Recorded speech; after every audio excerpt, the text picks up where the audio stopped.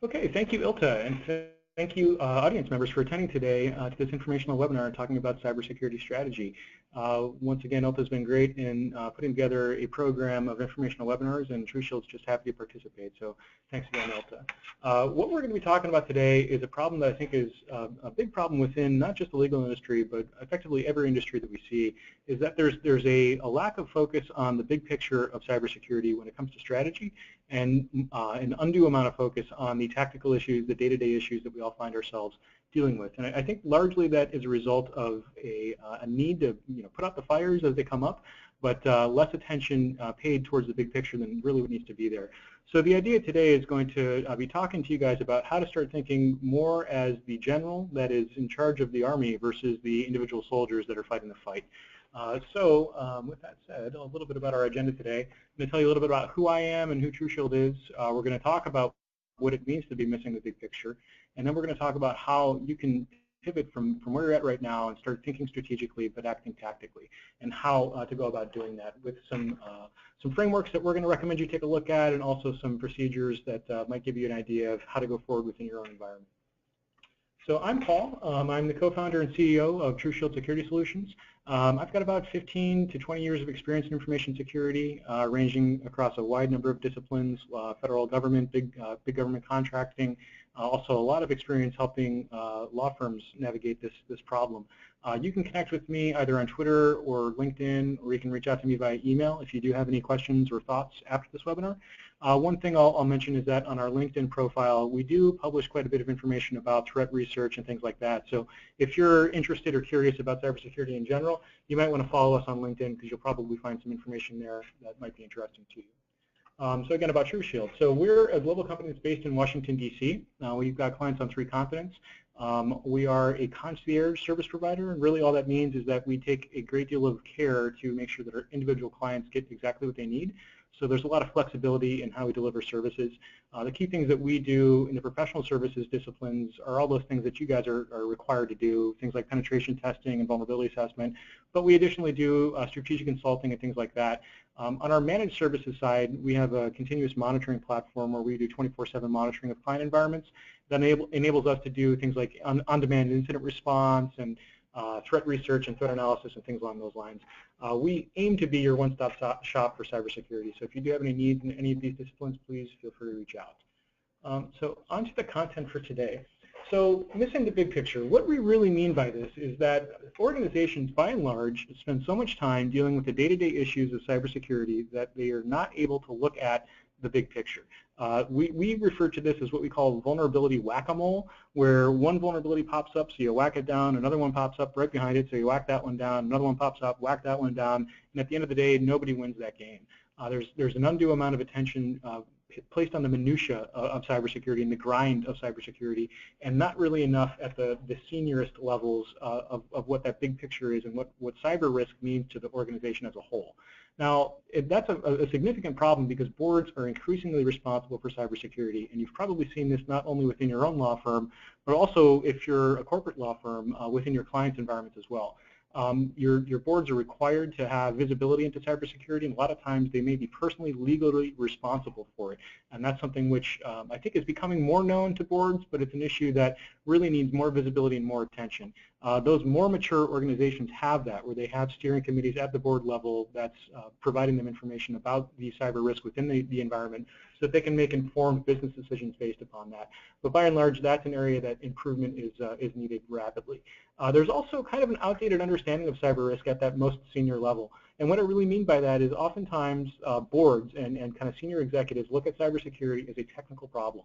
And I know all of you cybersecurity professionals listening to this have heard that many times before, and you kind of know what that means to you. The problem is, senior executives often don't. They view cybersecurity as, patching a server or fixing a vulnerability or performing a penetration test, and that really misses what a cyber risk could mean from a liability perspective to the business itself. We really like to say that these are existential risks to the organization. We're not talking about necessarily data leakage. We're talking about close the business sort of risks. The other one that we most commonly see from a misconception standpoint is the "we aren't a target" misconception.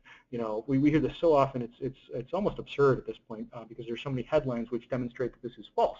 But you see smaller organizations or even mid-sized organizations and sometimes even large organizations that are in perhaps less high-profile industries think that they're not on anybody's radar, that they're not an interesting enough target for someone to come after them. And you know what? Whether or not that's true is kind of beside the point. If at the end of the day all that it requires is for someone within your organization to not have that kind of concept of cybersecurity, that culture of security that's creating an environment where they maybe accidentally click a link in a phishing email because they weren't properly trained, that has the same net effect as if you were specifically targeted. So whether or not it's a target of opportunity or somebody actually targeting you guys specifically, it kind of doesn't matter. You need to plan for these risks regardless. And those two things as a whole, what they end up doing is creating a decrease of prioritization for cybersecurity at the board level. And that's a big concern because, again, the board has, first off, personal responsibility over this stuff, and then secondly is also responsible for setting the tone within the organization and helping define strategy for not just the cyber teams, but also the technical teams, the business operation teams, et cetera. And as you'll see, cybersecurity is very cross-cutting in that it affects, again, not just technology, but also operations, finance, general counsel, et cetera. So it's something that's got to be looked at the most senior levels because there's an incredibly potential high impact for cyber risk, and the organization needs to be aware of that. There's also hidden payoffs to getting it right, and really what I mean by that is a mature cybersecurity organization is probably going to spend a relatively significant amount of money on cybersecurity that they may not directly be able to draw a line to either revenue or cost savings. And that's, I think, to cybersecurity's detriment because, obviously organizations are going to be focused on those things which either generate revenue or reduce costs. And in some cases, cybersecurity and getting cybersecurity right can help you avoid some significant costs and some significant liabilities, but it can be difficult to quantify that. And a lot of times boards are looking for you to be able to quantify it. And at the end of the day, all that means is that there's a lower priority on cyber at the board level. I think, again, the tide might be shifting on this from what we've seen where boards are a little bit more engaged and interested in this stuff, but then you still fall back to those technical misconceptions around that it's a tech problem or that we aren't a target misconception. So a lot of work has got to be done to raise the profile at the board level and make sure that people are understanding the big picture of this. And there's more to it than just that. There's a significantly high volatility in the cyber threat landscape. And really what I mean by that is technology as a whole is a very fast-moving industry, and no aspect or no niche in technology moves faster than cybersecurity. It's almost like warfare, right? You have to be one step ahead of the adversary at every single point in time, otherwise you lose the game. And given that, the adversaries are continuously trying to improve and to gain an advantage, and you're trying to combat that and take the advantage back, and it's high volatility, very dynamic, and actually very hard to keep up with. And what that ends up doing is it creates this focus on tactical issues where a new vulnerability comes out or a new virus is released or some new malware is hit or perhaps that ransomware actually successfully executed in your environment. And you've got to go and address that tactical issue. And that, unfortunately, since there's a limited number of hours in the day, a limited number of resources that you can apply to this stuff, that comes at the cost of the big picture. And I think if I can leave you guys with anything, it's that the thought that getting the strategy right and setting yourselves up from a program level to address these risks kind of proactively or at least with some forward thinking will enable you to take some of the focus off of those tactical issues because there will simply be less fires to put out. And that's really what we're going to be driving towards today. To be mature in cybersecurity means that your leadership has that focus on strategy and has an understanding of what the long-term picture looks like for your organization. Again, not just from a security standpoint, but from a business standpoint, from IT, from operations, et cetera. All that stuff has to be interlinked because at the end of the day, it really is meshed and it all has to be working together seamlessly in order for the company to be successful. And that's definitely true in the legal industry, the healthcare industry, or any of those industries that your clients participate in. One other thing that I think is a problem within, again, not just the legal industry but others, is that historically there's been an overinvestment in preventive controls and therefore a somewhat lower investment in the detection and response aspect of it. And what I'm really getting at here is that people, I think, they understand firewalls, they understand access controls, they understand some of these preventive controls that you simply have to have in place. But unfortunately, there's I think a lower level of understanding or at least uptake in some of the detective controls to handle those 0.0001% of attacks that get through your prevention defenses. And you have to be able to detect those and you have to be able to respond to those. And that's one thing from a strategy level that I think the legal industry certainly needs to be looking at is how do we improve the detection and response capabilities as a whole. And I think at the end of the day, what we're talking about here is that we really can't see the forest from the trees. We spend so much time looking at these individual issues that it's hard to kind of take a step back and look at the overall strategy of how my firm addresses cybersecurity. And again, if you're focused on cutting down that one tree, you're going to miss all the rest of the ones around it, which may be just as important or maybe more important. And then the forest itself, you may die from starvation, and that's one thing to be highly mindful of, certainly from a strategic and leadership level. So what does that really mean? That means we need to start thinking strategically. And it really requires taking a step back outside of your cybersecurity discipline and think about it from a business person's perspective. What are my firm's business goals and objectives? Are we trying to attract new clients within a new industry? Are we trying to be seen as a technological leader within the space? What are we actually trying to achieve as a business? And then secondarily to that, how does my organization's technology strategy support that objective? The cybersecurity strategy is a component of that, but it's not solely linked to the technology strategy. Again, cyber is going to cut across all of these, as I think you can see as you read through them. Additionally, you almost certainly have some regulatory requirements. Perhaps you might not have PCI requirements levied upon you, or HIPAA or FISMA, but certainly your clients do, and a lot of times those get passed down to you, and you may have significant financial liabilities if you get that stuff wrong. So you've got to be asking your question of, what requirements do we have, and what does that mean to the business, and how does that affect the objectives that we just talked about? And then lastly, from a strategic thinking standpoint, can we think about any threats to any of those? Is there anything that may impact our ability to achieve these objectives? It might be a technical threat. It might be some operational threat. It might simply be the fact that in order for you to accomplish your objectives, you need to have more financial investment into your technology environment than what the organization can really budget. And that's a threat, and that's something that you need to be considering, certainly from a security perspective as well. But if you can answer these questions about your own organization, then you're going to have a pretty good understanding of where you're trying to go. And that's one thing that I think it's a good thing to have that foundation of what your objective is, because that's the target you're trying to hit the bullseye on. But at the end of the day, if you're trying to reach your destination, you have to know where you're at right now. And that may seem like common sense, but I think a lot of organizations, they kind of put that dartboard out there and then throw the dart without really taking a look at where they're throwing it from. And that's one thing that's probably the biggest mistake that you can possibly make. You've got to have a good understanding of where you're at right now in order to put a plan together that'll get you to where you're trying to go. So at the end of the day, every great journey begins with a single step. I think that's a J.R.R. Tolkien quote. It might not be. Apologies if that's incorrect. But one way or another, it's absolutely true. You have to be able to take that first step, but taking that first step correctly is critical. And knowing how to put one foot in front of the other with respect to this is just so important, because it's easy to make a misstep, and a misstep is potentially an existential risk to you. So how do you do that? Well, it's a current state assessment, and a current state assessment is really designed to help you understand kind of what your report card is, or what your security posture or health status is right now, not just, again, from a technical standpoint, but kind of across all those other areas that we talked about earlier. And I'm going to talk to you a little bit about how to do that current state assessment on the next slide.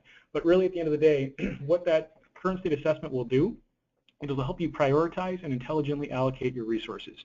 And that's so important because as we know, there are so many different things and different aspects of cybersecurity that it can be difficult to know what action to take first. And a good current state assessment will help you identify what your strengths and weaknesses are, so that you can take the right steps and you can allocate those finite resources intelligently. So what does that mean from a current state assessment standpoint? So first off, there's a ton of frameworks out there.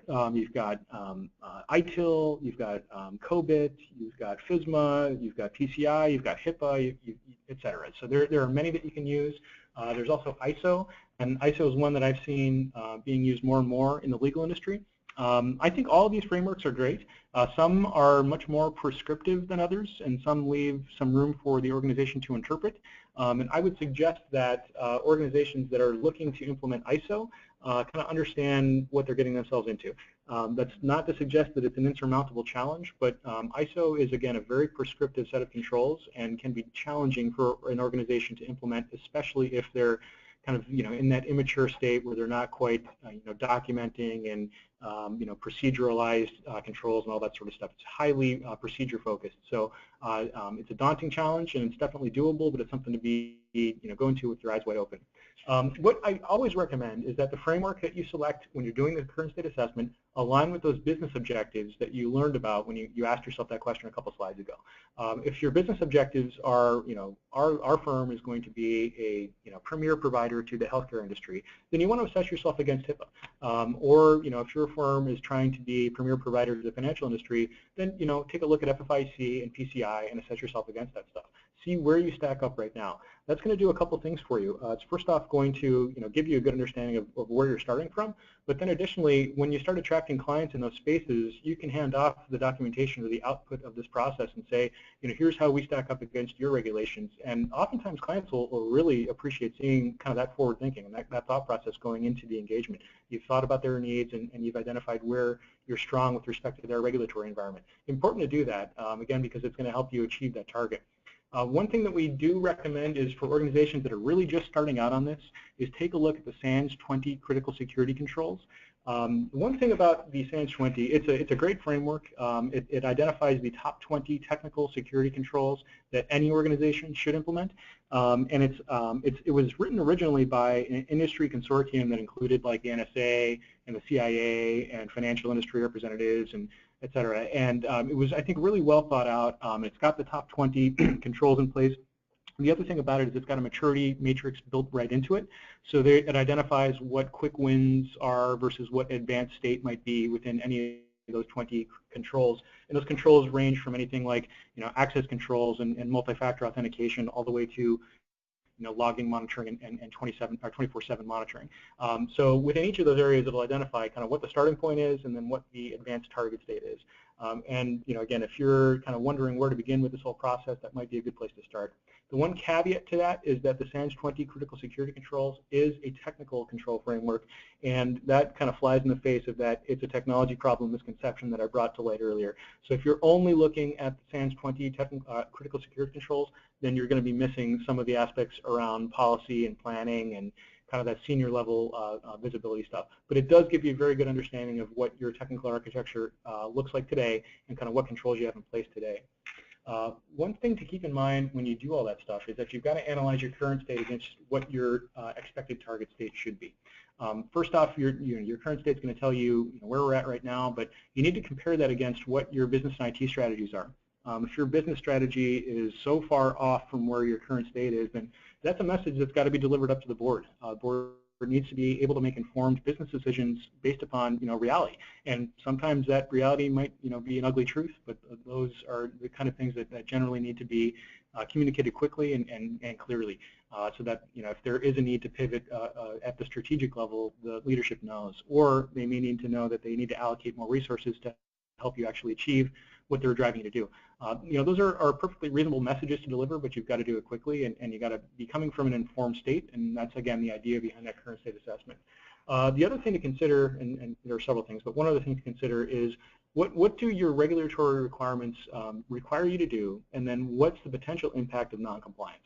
In some cases, noncompliance might be a significant financial penalty.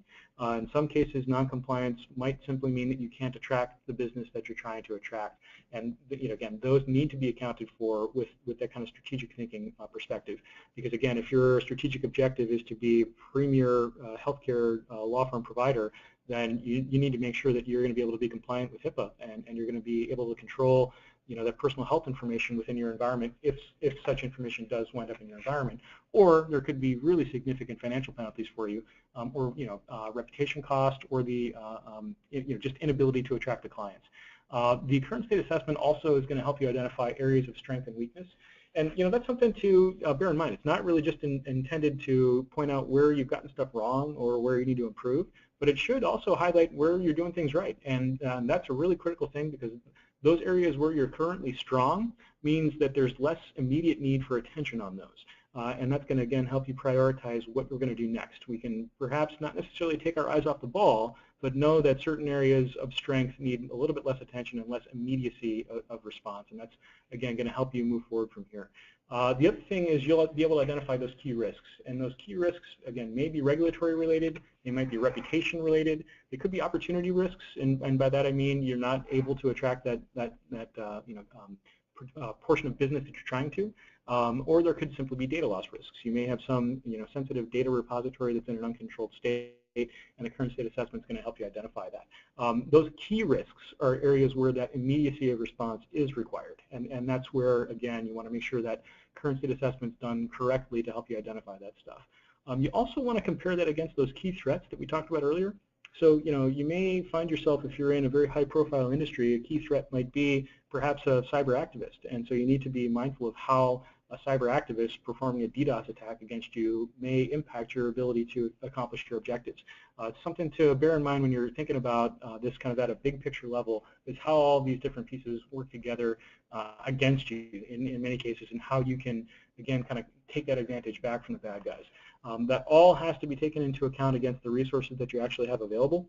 And I'm sure probably everybody listening to this right now thinks you don't have enough resources. And unfortunately, you're probably right.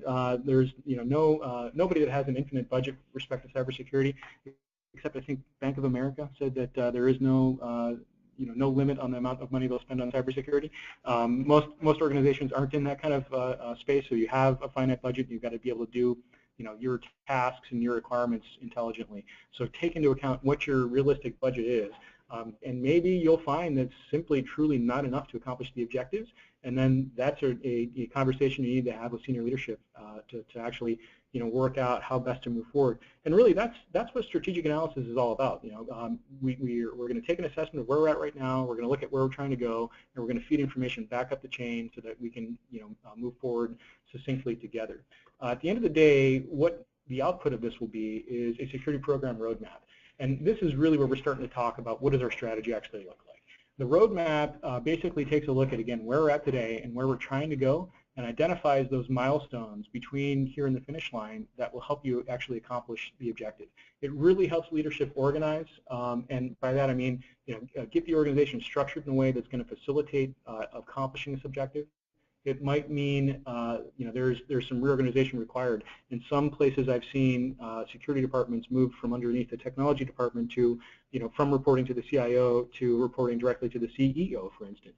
And that might be something that's required to help you guys accomplish the objective. It certainly helps you prioritize, and by that we talked earlier, you've identified those key risks. You're going to shore those risks up first. And once you get closer to the finish line, perhaps you start looking at those areas of strength to make sure that you've achieved that advanced level of security that's going to help you, get to that maturity state that you're actually trying to drive to. And then, of course, it's going to help you define that strategy. And this whole concept of the roadmap really is overarching, what that strategy entails. There's going to be aspects of it that are not necessarily milestone-based, but are kind of corporate culture-based, and we'll talk a little bit about that in a little while here. But so at the end of the day, the strategy really encompasses a lot of things that have to be very tightly aligned with the business objectives. To that point, these are some things that we think you really need to be thinking about when you start defining your security strategy. Those CISSPs on the phone have definitely heard the executive governance and buy-in thing before, but it's so important. And if your executive committee or your board of directors doesn't have visibility into this stuff, or doesn't prioritize it, or has some of those common misconceptions we talked about earlier, the rest of this stuff is going to fall down. And it's at the end of the day, that's just the simple truth. If the senior leadership doesn't prioritize this stuff, you're going to have a very hard time helping them accomplish their objectives, and that's a message that has to be delivered back up. Because at the end of the day, what that executive governance and senior leadership buy-in does is it helps establish that culture of security, wherein everyone in the organization knows that security is very important to the organization as a whole. And that kind of flows down. The people will, take it upon themselves to act in a secure manner and have those right behaviors, which will, facilitate the security posture of the organization continuing to improve over time. The other thing that a good alignment with business and security objectives actually creates is these relationships between key stakeholders in the firm. This is how to combat that it's a technology problem misconception. Because yes, there's definitely going to be a need for relationships between security and technology, but there's probably also going to need to be relationships between operations, business process execution, perhaps finance, et cetera. All of those relationships can be brokered if there is good senior executive buy-in, and there is something like a security steering committee at the board level. That's really important to have, because that communication between IT and security and other business units is going to help you identify skill gaps. And those skill gaps are going to potentially be technical. In a lot of cases they are, where perhaps one business unit has some particular tool set that needs to be properly configured, secured, or monitored, and maybe the security team doesn't have any knowledge of that, or doesn't have any visibility into it, or may not even know it exists if there's not a good inventory. So those relationships and that communication will help identify that stuff, and it will help close those gaps. And at the end of the day, what that really creates is an organization that, when it's thinking about technology planning, keeps security as kind of a top-of-mind requirement. And again, not just a technology planning aspect, but really business planning, and keeping security as a key component of that business planning process. Really important to do. And there are a couple of ways that you can work on visualizing this and how it all works together. This is one that we like to use. And I'm going to start at the top here and kind of walk you down through it.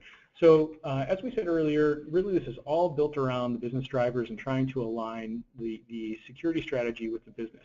So at the end of the day, the business drivers, those goals and objectives that we talked about earlier, are going to help formulate that organization's goals and objectives, and that strategy is going to flow directly from that. There's going to be a whole host of policies and standards that are going to kind of flow from that. Again, in a lot of cases, those are going to be based upon your regulatory environment.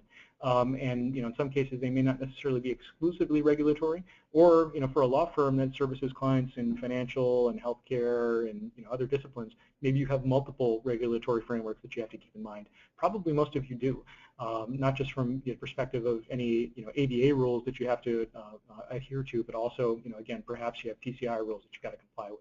At the end of the day, there's a set of things that will actually support that policy framework, and those are the organization's technology architecture, how the business operates, and then how well the organization is trained from a security awareness standpoint.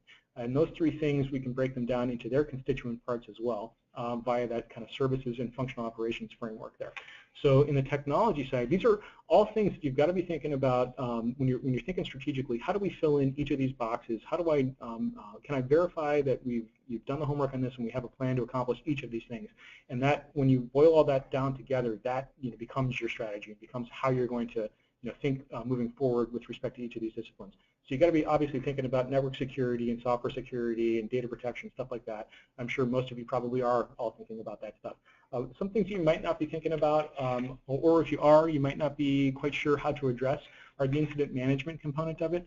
Incident handling, incident management can be kind of a niche skill set, and I've seen relatively few law firms, except for perhaps the very top of the AmLaw 200, actually have incident response teams. But that's an area that you really have to be mindful of, because let's say you have a client data disclosure, you're going to have to know first off how to stop the bleeding, but then secondly how to notify the client, how to deal with law enforcement. And all that sort of stuff kind of comes into play when you start talking about incident management. Again, these are each areas that as a security leader, you need to be thinking about how do I address each of these singular disciplines within the security kind of realm, and that will help you formulate the strategy going forward. At the end of the day, there's a amount of data that comes out of each of those different tool sets and controls that you put in place to address each of these things. And that data is very useful to be scrubbing. It's incredibly useful data and valuable data for the organization, because it helps you learn about how well you're doing, how well you're accomplishing the objectives of the organization, and it will enable you to report back up the chain, effectively how functional your security environment is and what your security posture actually looks like today. That's again going to be information that the senior executive team can take and kind of pivot or course correct on the fly if such changes are required. Again, and with the mindset of trying to help them achieve that strategic objective over the long term.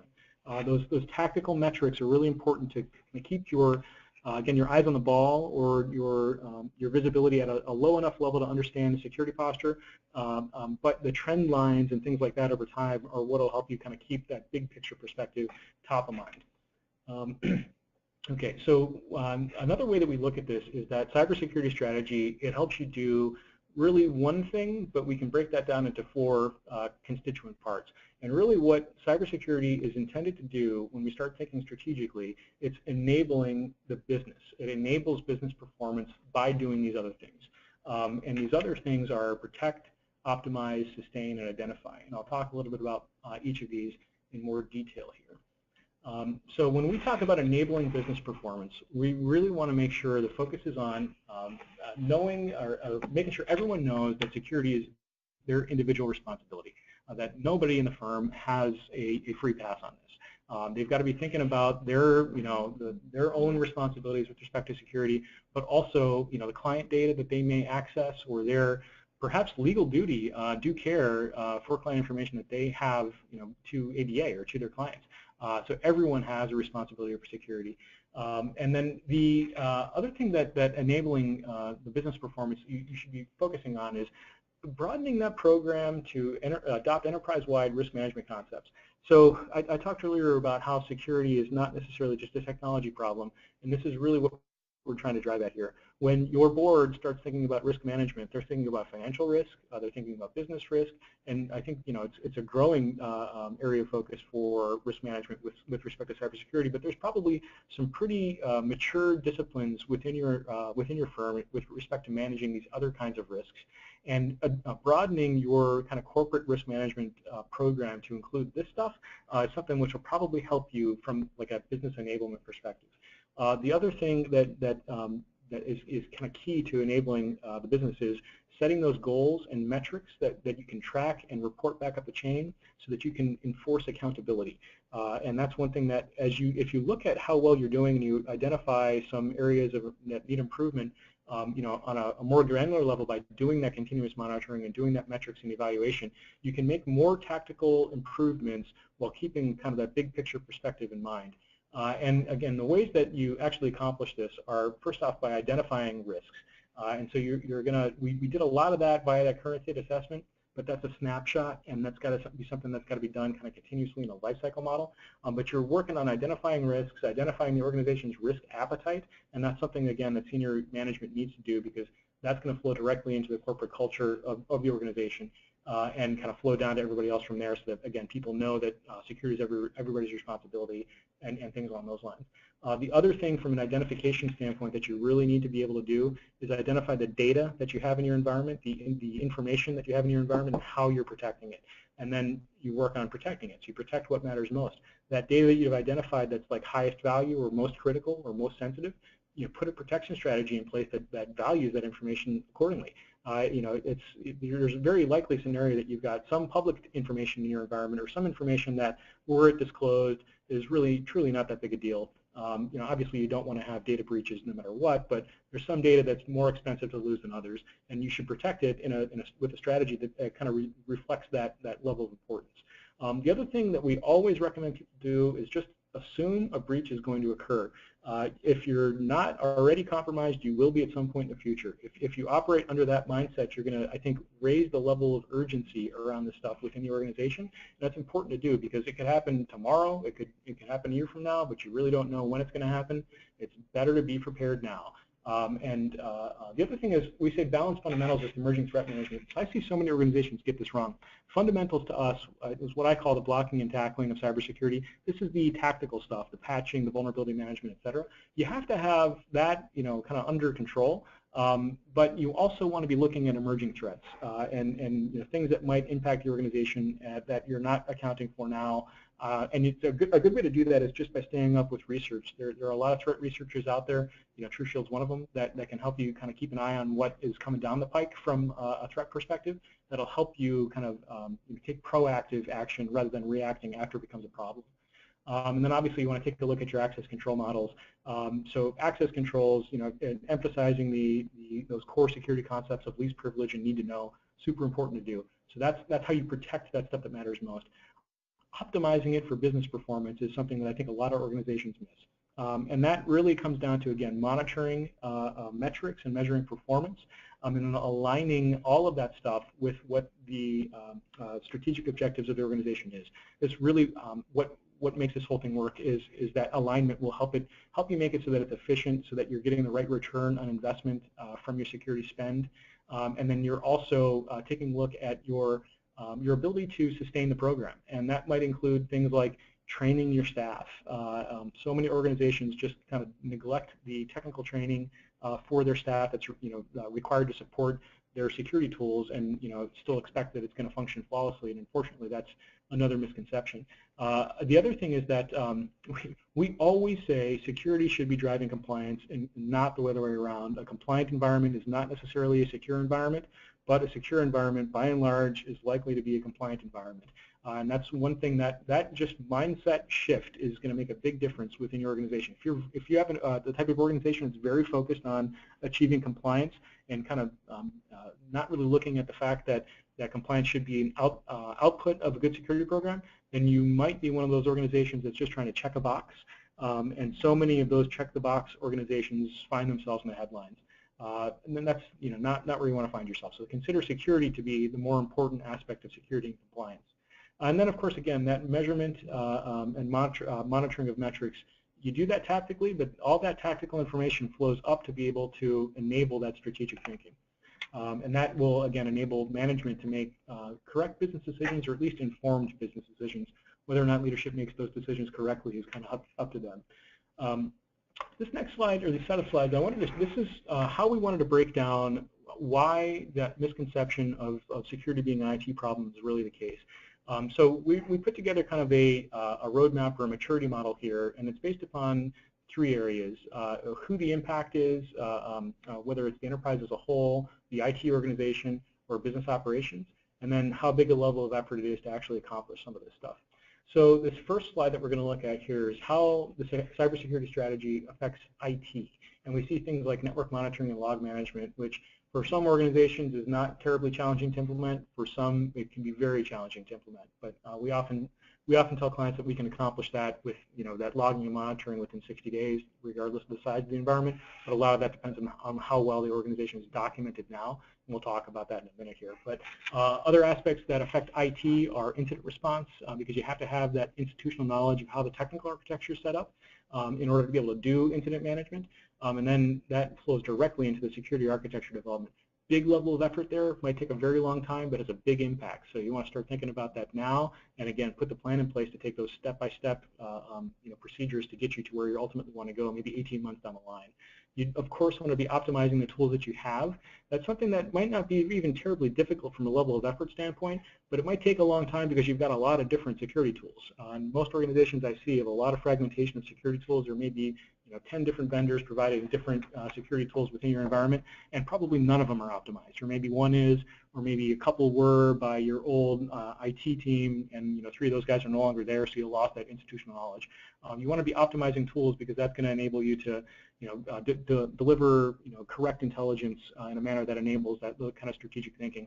And I think one aspect that security tool optimization is an output of that is that security analytics. If your tools are optimized, you're going to be able to draw analytical intelligence from the output of those tools.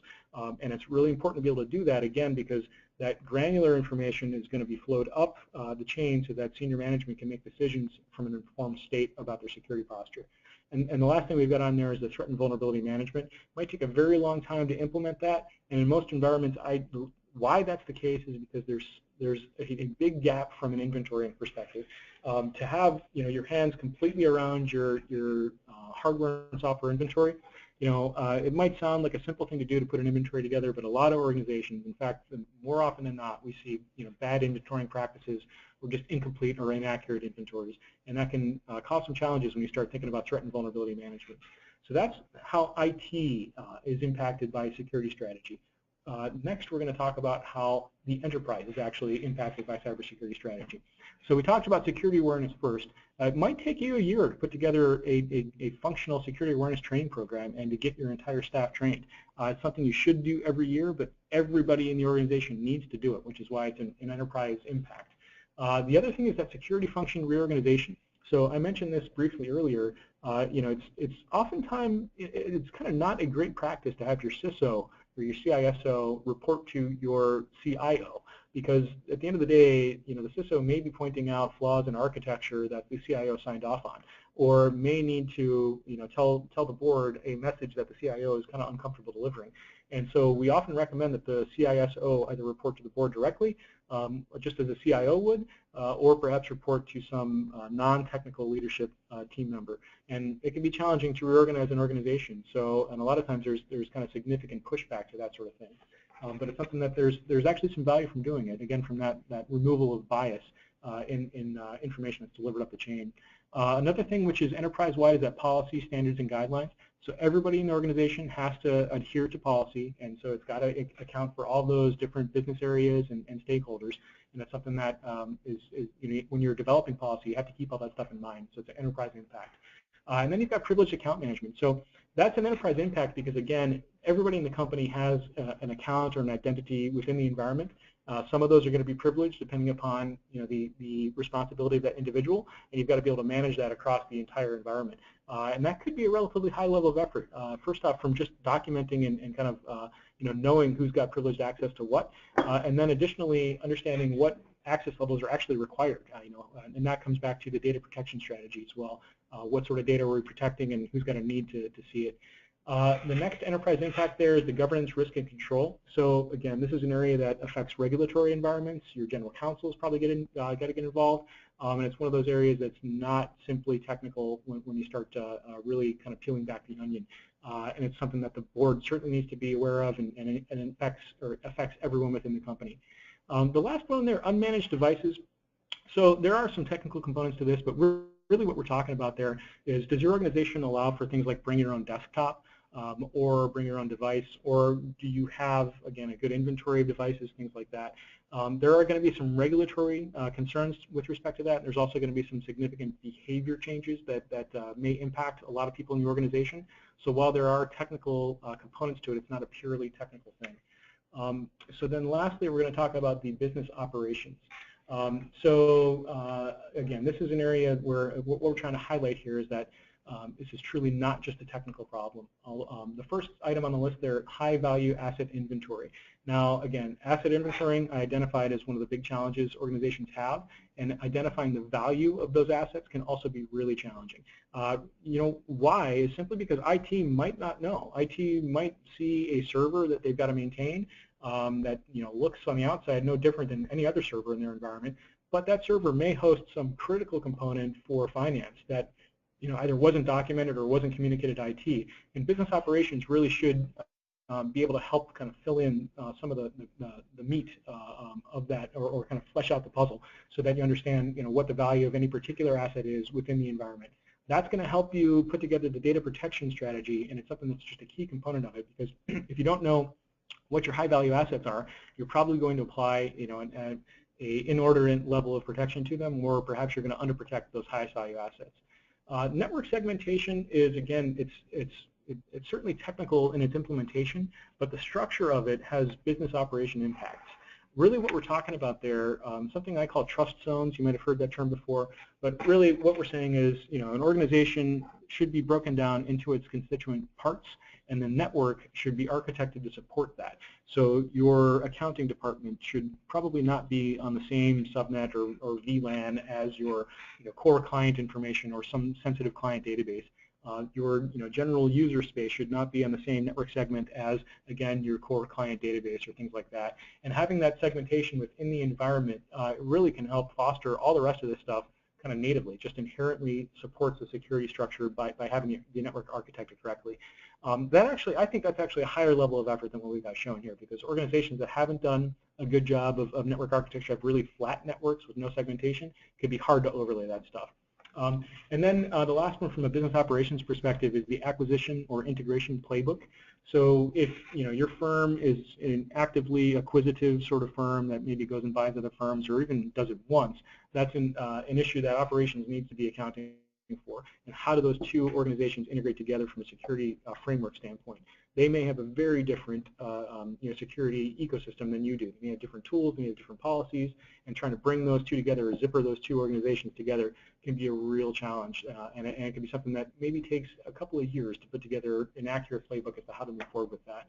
But at a high level, this is kind of the scope of the problem that we're talking about here. And I wanted to bring this to the table because, again, this really just emphasizes the fact that when you're thinking security strategy, you've got to be thinking more than just the technical aspect of it, because there are big impacts to other parts of the organization that you really need to be considering.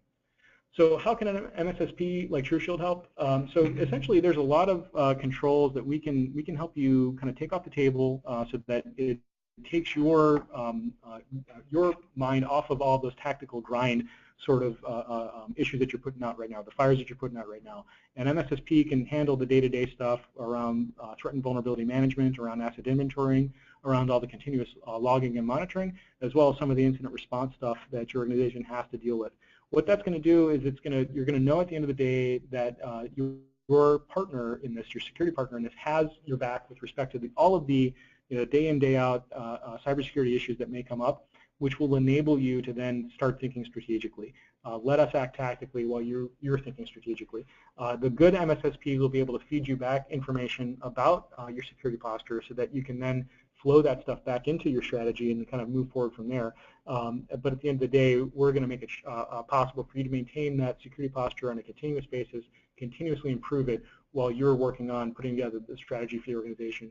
And again, giving us that so that we can help foster that for you and move you along that process with you. So that's the end of the content for today. We'd invite any questions at this time if you have any in the question box. Additionally, I'll say that if you have other questions that we don't get to, you can always feel free to reach out to me. Any of these contact information is listed here. And my colleague Robert Smith is going to be helping answer questions today. So thank you very much.